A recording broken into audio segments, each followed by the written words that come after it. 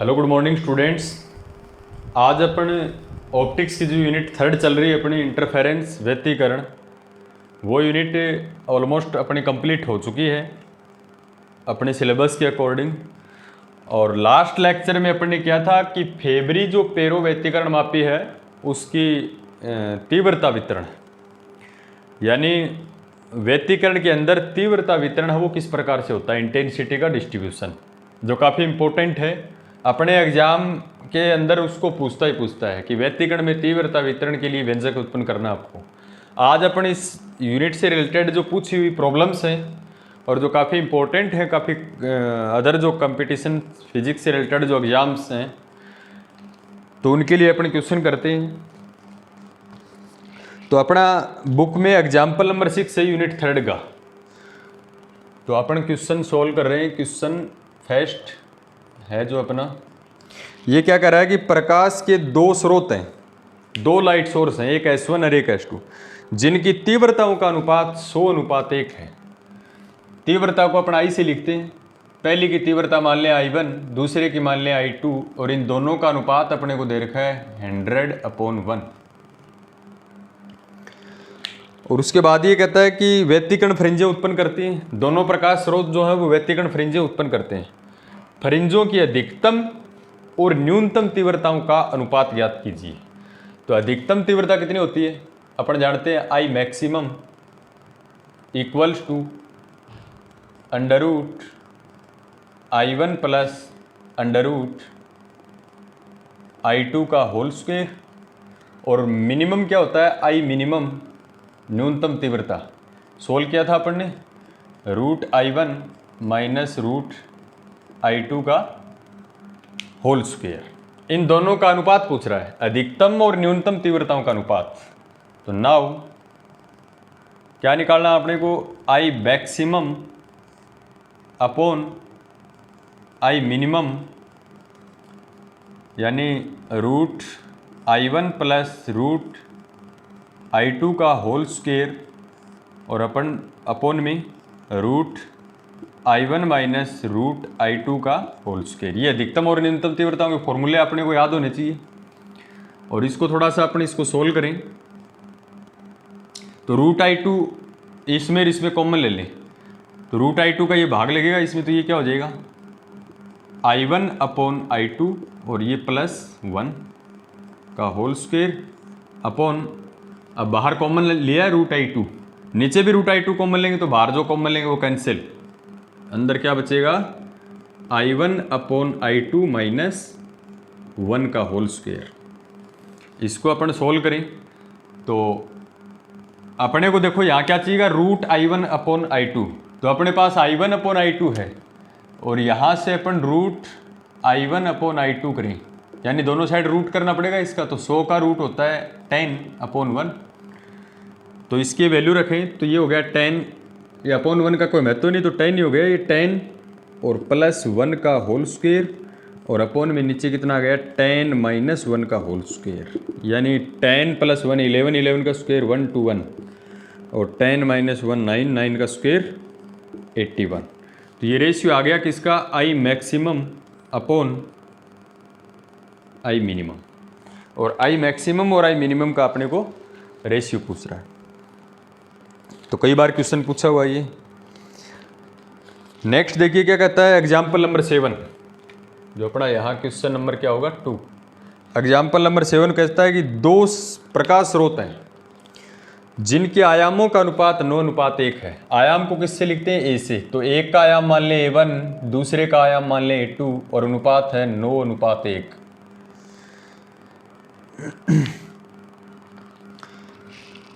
व्यतिकरण फ्रिंजें उत्पन्न करते हैं, तो व्यतिकरण में प्राप्त फ्रिंजों में अधिकतम एवं न्यूनतम तीव्रताओं का अनुपात ज्ञात कीजिए। अधिकतम और न्यूनतम जो तीव्रताएं हैं उनका अनुपात अपने को ज्ञात करना है।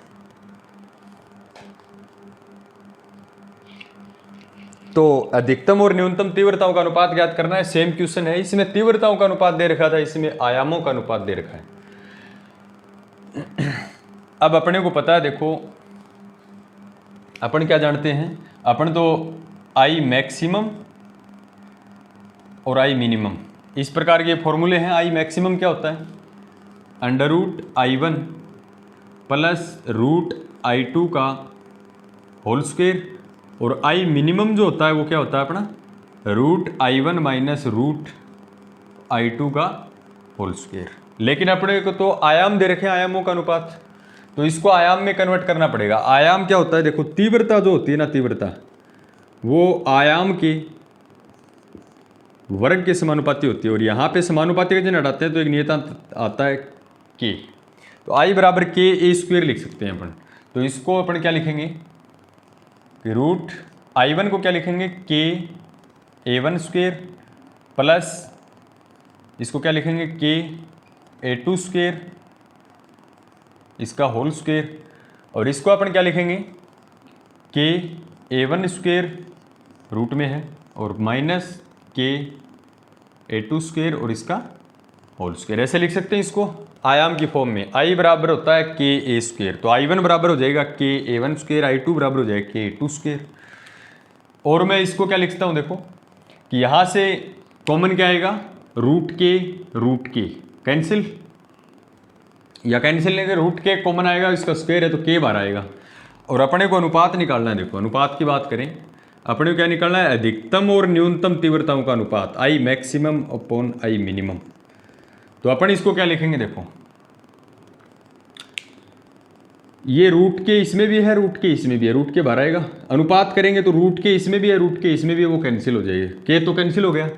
यहाँ क्या बचेगा, A1 square plus A2 square, और रूट में है तो रूट के अंदर A1 स्क्वायर यानी केवल A1 प्लस A2 का होल स्क्वायर, और अपोन में A1 माइनस A2 का होल स्क्वायर। इन दोनों का अनुपात निकालेंगे तो ये आएगा ना, और A1 और A2 का अनुपात दे रखा है तो A2 से डिवाइड कर दें इसको दोनों तरफ, तो A2 से डिवाइड करें A1 बाई A2 प्लस 1 का होल स्क्वायर, अपॉन इसको भी A2 से डिवाइड कर दें तो A1 बाई A2 माइनस 1 का होल स्क्वायर, और इसमें वैल्यू पुट करें A1 बाई A2 की वैल्यू है अपने पास 9/1 है, तो 1 का कोई महत्व नहीं, ये हो गया 9 प्लस 1 का होल स्क्वायर अपॉन 9 माइनस 1 का होल स्क्वायर, और ये हो गया बेचारा कितना 10 का स्क्वायर यानी 100, और 9 माइनस 8 का स्क्वायर 64।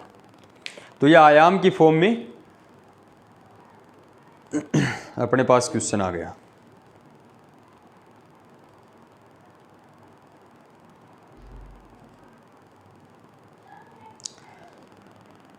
तो दो क्वेश्चन है, ये तो तीव्रताओं का अनुपात पूछा है, इसमें भी तीव्रताओं का अनुपात पूछा है, लेकिन इसमें तीव्रताओं का अनुपात दे रखा था, इसमें आयाम का अनुपात।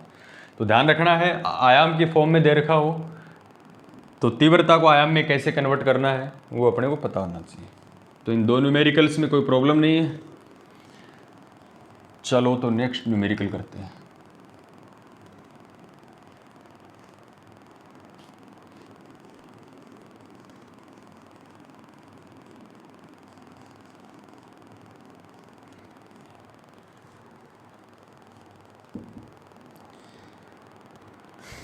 नेक्स्ट है आपकी बुक से एग्जाम्पल नंबर 8,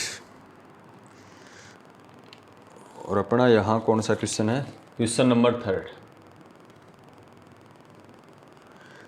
क्या कह रहा है कि यंग के प्रयोग में, जो यंग डबल स्लिट एक्सपेरिमेंट अपना पढ़ा था, यंग के प्रयोग में दो रेखा छिद्रों के मध्य दूरी 0.2 mm है। 0 पॉइंट कितनी है, 2 mm है, मिलीमीटर है। दो रेखा छिद्र S1 और S2 थे, उनके बीच की जो दूरी होती है वो अपन स्मॉल d से लिखते हैं, और एक होता है उसमें कैपिटल D, जो अवरोधक और पर्दे के बीच की दूरी होती है।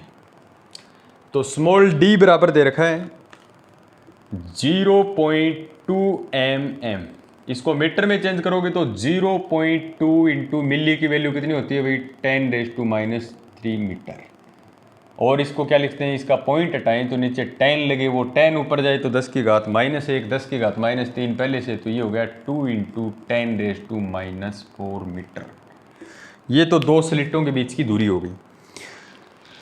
जब स्लिटों पर 6000 एंगस्ट्रोम का प्रकाश आपतित होता है, लेमडा दे रखी हुई, लेमडा = 6000 एंगस्ट्रोम। इसको मीटर में चेंज करें तो ये हो जाए 6000 गुणा एंगस्ट्रॉम की वैल्यू 10⁻⁻10 और ये 10⁻⁻ कितने 3, ये कितना बच गया 6 × 10⁻⁻7 मीटर। एंगस्ट्रॉम की वैल्यू होती है 10⁻⁻10। और क्या दे रखा है, स्लिटों से 1 मीटर दूरी पर एक पर्दा लगा हुआ है, तो इससे प्राप्त फ्रिंजों की चौड़ाई ज्ञात कीजिए। देखो कितनी दूरी पर पर्दा लगा हुआ है, पर्दे की दूरी कितनी होती है कैपिटल डी, 1 मीटर दूरी, इसका तो कोई रोल नहीं है। अब फ्रिंज चौड़ाई ज्ञात करने का formula beta equals to lambda capital D upon small d, ये अपन कर चुके। तो फ्रिंज चौड़ाई का जो फॉर्मूला होता है beta equals to lambda capital D upon small d, यही होता है फ्रिंज चौड़ाई का। लेमडा की वैल्यू है कितनी 6 × 10⁻⁻7 metre upon into capital D की वैल्यू 1 मीटर, स्मॉल डी की वैल्यू 2 × 10⁻⁻4 मीटर। तो इसको सोल्व करें अपन, तो इसके एक का तो कोई महत्व नहीं है। 10 की घात कितनी होगी, देखो ये 6/2 6/2 इंटू ये 10 की घात -7, ये 10 की घात -4 है, 10 की घात +4 ऊपर जाके, तो -7 और +4 कितना हो गया 10⁻⁻3 मीटर। और 6 को 2 से डिवाइड करें तो आ जाए 3 × 10 की घात -3 मीटर। और मिली में पूछता है कि फ्रिंज की चौड़ाई बहुत कम है, तो इसको मिली लिख सकते हैं अपन, ये हो गया 3 mm, क्योंकि 10 की घात -3 होता है मिली। तो इजी प्रॉब्लम है, कोई दिक्कत वाली बात नहीं है। नेक्स्ट देखो एग्जाम्पल नंबर 10 है बुक का, अपना यहाँ हो जाएगा क्वेश्चन नंबर 4। क्या कहता है, यंग के प्रयोग में फ्रिंज चौड़ाई, अब की बार फ्रिंज चौड़ाई दे रखी है, यंग के प्रयोग में फ्रिंज चौड़ाई बीटा इक्वल्स टू दे रखा है बेचारे ने 2 × 10⁻⁻4 मीटर। यदि स्लिटों के मध्य की दूरी को दुगुना कर दिया जाए, स्लिटों के बीच की दूरी को क्या कर दिया जाए दुगुना कर दिया जाए, स्लिटों के बीच की दूरी होती है स्मॉल डी, उसकी जगह क्या कर दिया जाए 2D कर दिया जाए, और पर्दे की दूरी आधी कर दी जाए, पर्दे की दूरी होती है कैपिटल डी, उसको कर दिया जाए D/2, तो फ्रिंज की चौड़ाई पर क्या प्रभाव पड़ेगा, फ्रिंज की जो चौड़ाई है उसके ऊपर क्या प्रभाव पड़ेगा। तो पहले तो देखो फ्रिंज चौड़ाई का फॉर्मूला क्या होता है, beta equals to lambda capital D upon small d, और बीटा अपने को दे रखा है, यानी इसके बराबर कितना दे रखा है 2 × 10 की घात -4 मीटर। ये फ्रिंज चौड़ाई थी उसमें चेंजमेंट करने से पहले। फिर इसने कहा कि दोनों स्लिटों के बीच की दूरी को तो दुगुना करो। तो नेक्स्ट केस में गिवन दैट क्या दे रखा है बेचारे ने, स्लिटों के बीच की दूरी डी को क्या कर दें 2D कर दे भाई, और पर्दे की जो दूरी है डी को उसको कर दे D/2। तो फ्रिंज चौड़ाई पर क्या प्रभाव पड़ेगा, पहले तो फ्रिंज चौड़ाई इतनी थी, ये दोनों करेक्शन करने के बाद में फ्रिंज चौड़ाई पर क्या प्रभाव पड़ेगा देखो। तो नया जो नई फ्रिंज चौड़ाई होगी उसको लिख दें बीटा डैश, लेमडा की जगह लेमडा, डी की जगह क्या करता है क्या पुट कर D/2, तो ये कर दिया भाई D/2। ये डी है, इसको बोलता है कि इसको डबल कर, तो इसको कर दे 2D, ये भाई 2D कर दिया, तो कितना आ गया ये लेमडा डी अपॉन 4D, 4 को छोड़ के lambda capital D upon small D, lambda capital D upon small D, beta है ये तो बीटा डैश इक्वल्स टू, ये तो बीटा है भाई, बीटा अपॉन में ये 4। तो या तो आप यहाँ से बोल सकते हो कि फ्रिंज चौड़ाई पर क्या प्रभाव पड़ा, कि पहले जो फ्रिंज चौड़ाई थी बीटा उसका कितने गुणा हो गया 1/4, यानी उसको 4 से डिवाइड कीजिए। मैंने आपको बताया था कि फ्रिंज चौड़ाई दोनों स्लिटों के बीच की दूरी को क्या कर दें बढ़ा दें, तो फ्रिंज चौड़ाई क्या होगी कम होगी, दिख रही है आपको कम हो गई, कितने कम 4 से डिवाइड कर दिया, जो बीटा आया था उसके 4 पार्ट कर दिए कहने का मतलब। और अपन बीटा की वैल्यू भी रख सकते हैं यहाँ से 2 × 10⁻⁻4 और अपॉन में 4, तो तो ये हो गया कितना 10⁻⁻⁴ और अपॉन में 2। तो कहने का मतलब फ्रिंज चौड़ाई पर क्या प्रभाव पड़ा? प्रारंभिक फ्रिंज चौड़ाई की 1/4 नई जो फ्रिंज चौड़ाई आएगी वो कम हो गई फ्रिंज चौड़ाई, क्योंकि दोनों स्लेटों के बीच की दूरी उसने बढ़ा दी। सीधा लिखना है इसमें कि फ्रिंज चौड़ाई घटकर 1/4 रह गई। नेक्स्ट देखो,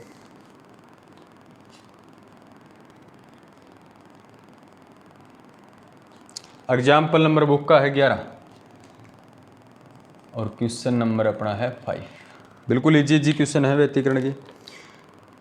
एक प्रयोग में जब रेखा छिद्र व नेत्रिका के बीच की दूरी 0.70 मीटर रखी जाती है,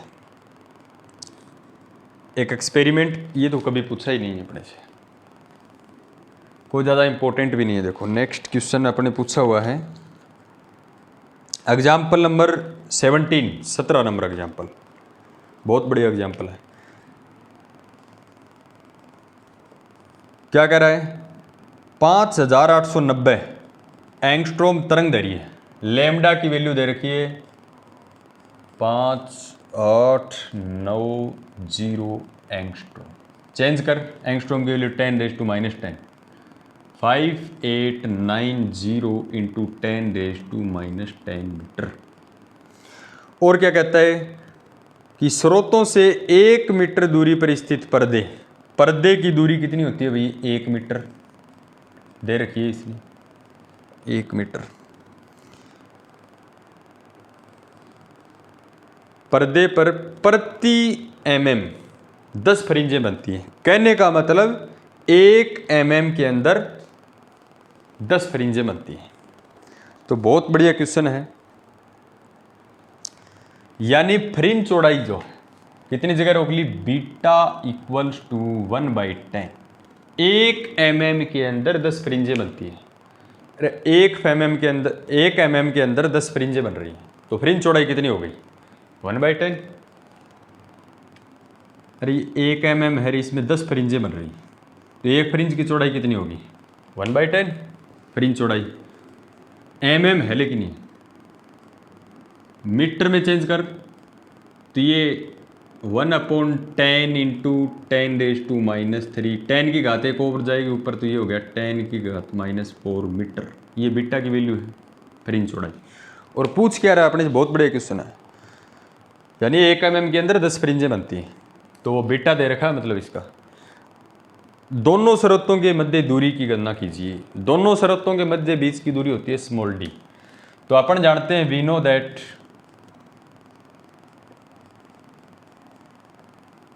बीटा इक्वल्स टू होता है भाई lambda capital D upon small d। अपने को स्मॉल d पूछ रहा है दोनों स्रोतों के बीच की दूरी, तो small d equals to lambda capital D। ये बीटा इस साइड में चला जाएगा बीटा, तो d इक्वल्स टू लेमडा की वैल्यू है अपने पास 5890 इंटू 10⁻⁻10 और d की वैल्यू है 1 और बीटा की वैल्यू है अपने पास 10⁻⁻4। तो इसको आप सोल्व कर सकते हो।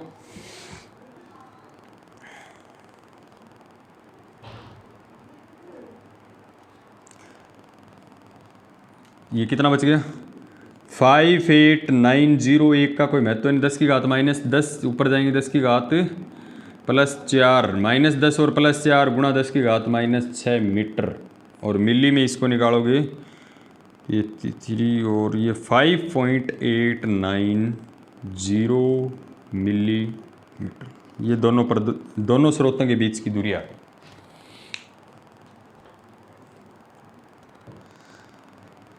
अब देखिए next,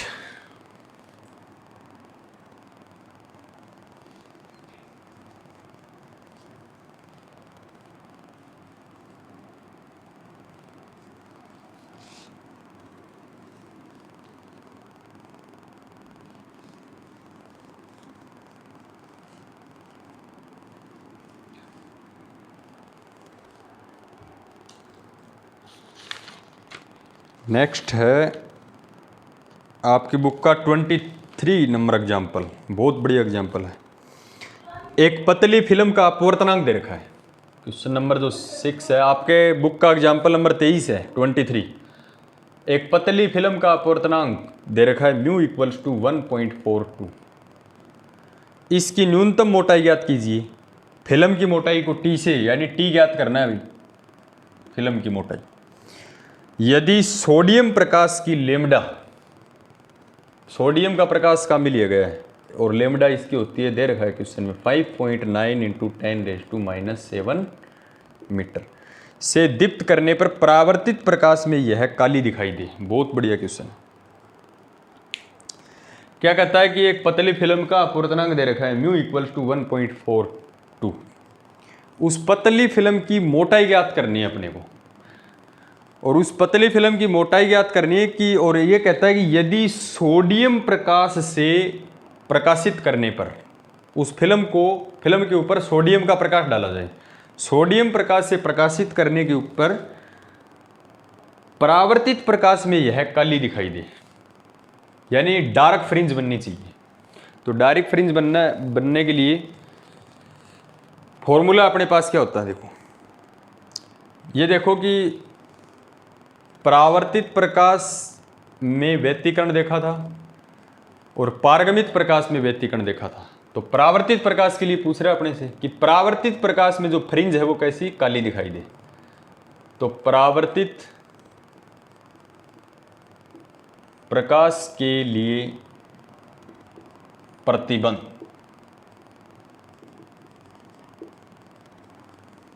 condition for reflected raise क्या होता है, 2 म्यू टी कोस थीटा बराबर एन लेमडा।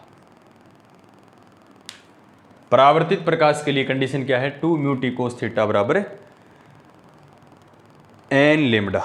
क्या 2 म्यू टी कोस थीटा या कोस आर कह दो, आप कोण का मान आर कह दो, इसमें कोई फर्क नहीं पड़ेगा, जाना एंगल ही है आर भी। तो इसके लिए क्या कहता है कि इसमें काली दिखाई देनी चाहिए फ्रेंड्स। अब देखो न्यूनतम मोटाई के लिए, न्यूनतम मोटाई की बात कर रहा है, न्यूनतम मोटाई के लिए एन की वैल्यू कितनी होनी चाहिए, यानी यहां लिख देता हूं मैं, न्यूनतम मोटाई के लिए, अधिकतम की बात कर रहे हैं, न्यूनतम, इसकी न्यूनतम मोटाई ज्ञात करनी है। तो न्यूनतम मोटाई, तो न्यूनतम के लिए एन की वैल्यू क्या होगी, 1। न्यूनतम यानी पहली फ्रिंज की मोटाई, न्यूनतम मोटाई है।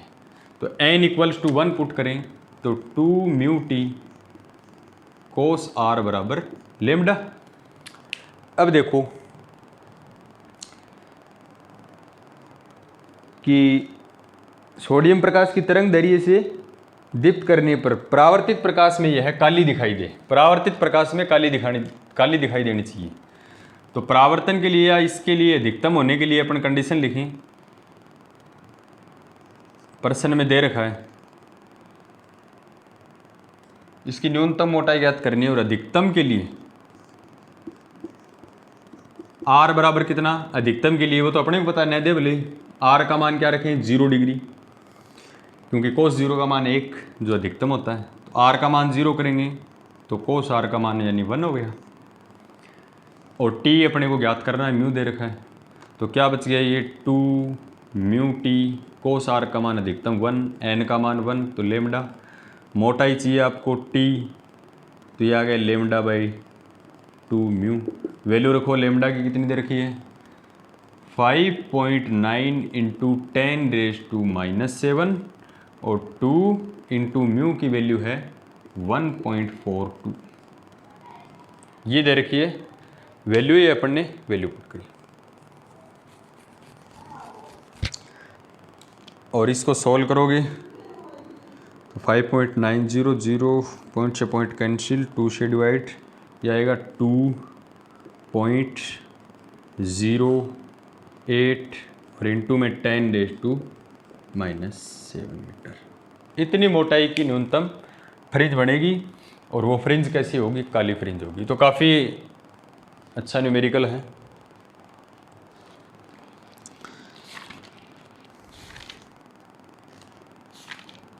नेक्स्ट देखिए, बहुत बढ़िया क्वेश्चन है।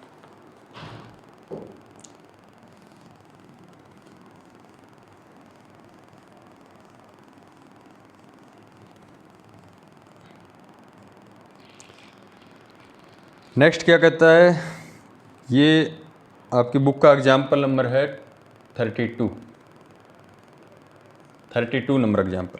न्यूटन वल्ले प्रयोग में, और कई बार पूछा हुआ है, काफ़ी इंपॉर्टेंट है, और एक कंपटीशन एग्जाम में भी पूछा जा चुका है RU 2016 के अंदर। न्यूटन वल्ले के प्रयोग में 5वीं तथा 15वीं वल्ले के व्यास, 5वीं वल्ले का व्यास को लिखते हैं D से, एक तो 5वीं का दे रखा है, एक D के इसका दे रखा है, 15वीं का दे रखा है। 5वीं और 15वीं वल्ले के व्यास क्रम से ये तो है कितना 0.336 सेंटीमीटर, और 15वीं का दे रखा है 0.590 सेंटीमीटर। तो इसको तो पहले सबसे पहला काम क्या है कि मीटर में चेंज करो भाई।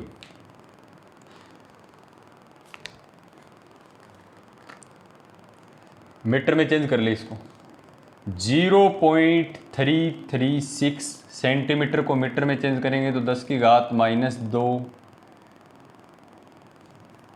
ऐसे इसको करेंगे तो 0.590 सेंटीमीटर को मीटर में चेंज करेंगे तो 10 की घात -2। ये पॉइंट को मैं इधर खिसकाऊँ, यानी इसको 3.36, ये पॉइंट इधर खिसकते ही पावर एक और बढ़ जाएगी माइनस में, 10 की घात -3 मीटर। ये तो आ गया D5 की वैल्यू, और D15 की वैल्यू यानी 15वीं वल्ले का व्यास, इस पॉइंट को इधर खिसकाऊँ तो पावर एक और बढ़ जाएगी, यानी हो जाएगा 5.90 गुणा 10 की घात -3 मीटर। और क्या कह रहा है देखो, यदि प्रयुक्त प्रकाश की तरंग दैर्घ्य, इसमें जो प्रकाश ले रखा है उसकी तरंग दैर्घ्य है 5.90 एंगस्ट्रॉम, और इसको चेंज करें तो एमस्ट्रॉम की वैल्यू रख दे। एमस्ट्रॉम की वैल्यू है 10 की घात -10 मीटर। तो उपयोग में लाए गए लेंस की वक्रता त्रिज्या ज्ञात कीजिए। वक्रता त्रिज्या आपको ज्ञात कर रही है। एक एक्सपेरिमेंट किया था कि न्यूटन वल्ले प्रयोग द्वारा प्रकाश की तरंग दैर्घ्य ज्ञात करना। तो तरंग दैर्घ्य में अपन ने क्या किया था, एक तो nवीं फ्रिंज बनी थी, एक n+pवीं फ्रिंज बनी थी। तो उसका फॉर्मूला लिखवाया था अपन ने कि लैम्डा इक्वल्स टू क्या होता है, dn+pवीं फ्रिंज का स्क्वायर माइनस dn का स्क्वायर अपॉन 4pr। ये न्यूटन वल्ले प्रयोग द्वारा प्रकाश की तरंग दैर्घ्य ज्ञात करने का फॉर्मूला। ये माइनस था, plus dn+p minus dn square, minus आएगा बीच में ना। n+p का n की वैल्यू देखो कितनी, 5, n+p यानी 15, तो p की वैल्यू कितनी हो गई भाई, अरे n की 5 है, ये n+p की वैल्यू 15 है, तो p की कितनी हो गई, p की वैल्यू, दोनों का डिफरेंस 15 और 5 का डिफरेंस 10 हो गया। अपने को वक्रता त्रिज्या ज्ञात करनी है तो r यहाँ चला जाएगा, लैम्डा यहाँ आ जाएगा। बहुत बढ़िया क्वेश्चन है। वक्रता त्रिज्या r इक्वल्स टू dn+p यानी 15वीं की बात कर रहा है, माइनस dn यानी 5वीं की बात कर रहा है, 4p, और ये लैम्डा इस साइड में। p कितना हो गया, n और n+p, n दे दिया 5वां, n+p 15 दे दिया, तो p कितना होगा, 15 - 5 10। r इक्वल्स टू d15 का व्यास 5.90 इंटू 10⁻⁻3, इसका दे दिया स्क्वायर, माइनस d5 का 3.36 इंटू 10⁻⁻3, इसका स्क्वायर, 4p की वैल्यू 10, लैम्डा की वैल्यू 5890 इंटू 10⁻⁻10।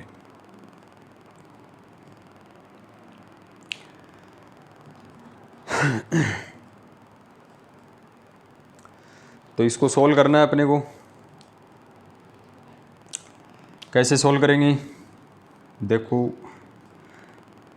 ये 5.90 का स्क्वायर, ये रहा 10 की घात -3, उसकी पावर 2, तो 10 की घात -6, इसमें भी है 10 की घात -6, तो दोनों में कॉमन ले लेंगे, तो ये बच गया 3.36 का स्क्वायर, और इन दोनों में कॉमन कौन आया 10 की घात -6, यहाँ भी है और यहाँ भी है, अपॉन ये कितना हो गया 10 चौक 40 गुणा 5890 गुणा 10 की घात -10, 10 की घात -10, 10 की घात -10 ऊपर जाएगी प्लस की, इसको आप सोल्व करना है गुणा भाग कर, इसका स्क्वायर करो, इसका स्क्वायर करो, फिर माइनस करो, इसको इससे मल्टीप्लाई करो, डिवाइड कर दो, 10 की घात कितनी बचती हैं वो लिख देना आप। तो इसके जो आंसर आएगा, इसका आंसर वो आएगा 1 मीटर, ये आप कैलकुलेट कर लेना, इसको तो कैलकुलेट कर ही सकते हो, कोई प्रॉब्लम नहीं है।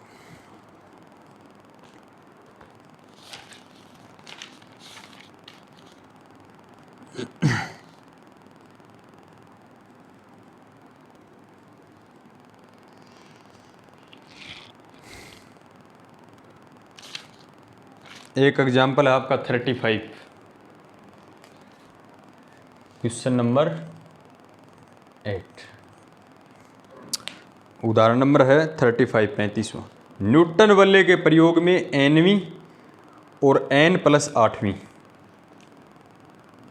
एक तो nवीं फ्रिंज का व्यास दे रखा है यानी dn कितना दे रखा है 4.2 mm,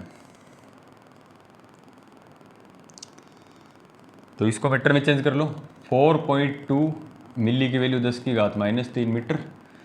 फिर दे रखा है n+8वीं, इसका व्यास कितना दे रखा है 7 mm, 7 × 10⁻³ उत्तल लेंस के निचले पृष्ठ की वक्रता त्रिज्या r की वैल्यू दे रखी है कितनी 2 मीटर। तो प्रकाश की तरंग दैर्घ्य ज्ञात कीजिए, इसमें तो कुछ है ही नहीं। प्रकाश की तरंग दैर्घ्य ज्ञात करने का फॉर्मूला dn+p²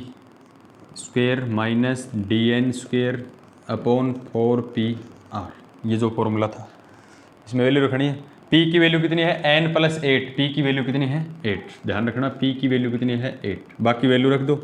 लेमडा = dn+p यानी dn+8वीं की, तो 7 × 10 की घात -3 का स्क्वायर माइनस dn की वैल्यू 4.2 × 10 की घात -3 का स्क्वायर अपॉन में 4 × p की वैल्यू 8, r की वैल्यू 2। तो इसको सॉल्व करते हैं, तो लेमडा बराबर ये स्क्वायर यानी 7 × 7 = 49, 10 की घात -6 तो दोनों में कॉमन आएगा, -4.2 को 4.2 से करोगे तो ये आ जाएगा 2 दूनी 4, 8, 8 और 16, 4 17 पॉइंट है 2 के बाद में, तो यह आ गया 17.64, और दोनों में कॉमन कौन आ रहा है 10 की घात -6 अपॉन में 8, 4 दूनी 8, 8 8 64 64, तो इसको 49 में से घटाना 17.64 और इसको सोल्व कर लेना, वैल्यू आएगी 4.9 × 10⁻⁻7 मीटर। और इसको एंगस्ट्रॉम में बनाना है, तो एंगस्ट्रॉम में बनाओगे तो 4900 एंगस्ट्रॉम।